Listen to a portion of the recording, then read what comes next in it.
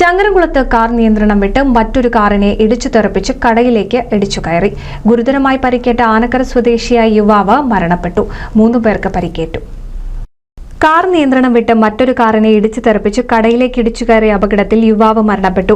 ഗുരുതരമായി പരിക്കേറ്റ ആനക്കര സ്വദേശി ശ്രീരാഗാണ് മരിച്ചത്. അപകടത്തിൽ 4 പേർക്ക് പരിക്കേറ്റു. വെള്ളിയാഴ്ച രാത്രി 11 മണിയോടെയാണ് ചങ്ങരകുളം ടൗണിൽ ദാരുണമായ അപകടം നടന്നത്.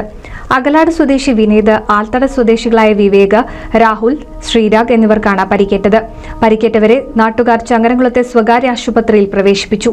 ആൽത്തറയിൽ നിന്ന് ചങ്ങരംകുളം മാർച്ച് സിനിമാസിൽ സിനിമ കാണാനായി വന്നിരുന്ന 6 പേരടങ്ങുന്ന സംഘം സഞ്ചരിച്ച ബ്രസ കാർ ചങ്ങരകുളം ടൗണിൽ വെച്ച് നിയന്ത്രണം വിട്ട് എതിരെ വന്ന ആനക്കര സ്വദേശി ശ്രീരാഗ് സഞ്ചരിച്ച ഹുണ്ടായി ഐ10 കാറിനെ ഇടിച്ചു തെറിപ്പിച്ച് ടൗണിലെ ചപ്പാത്തി കടയിലേക്ക് ഇടിച്ചു കയറുകയായിരുന്നു.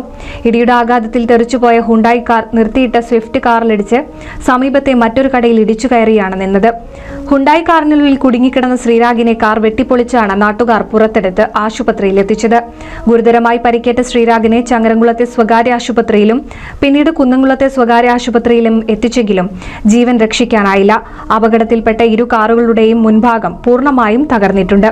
നിർത്തിയിട്ട സ്വിഫ്റ്റ് കാറിനും കേടുപാടുകൾ പറ്റിയിട്ടുണ്ട്. ചങ്ങരംകുളം പോലീസ് എത്തി മേൽ നടപടികൾ സ്വീകരിച്ചു. NCV news, Changaramkulam.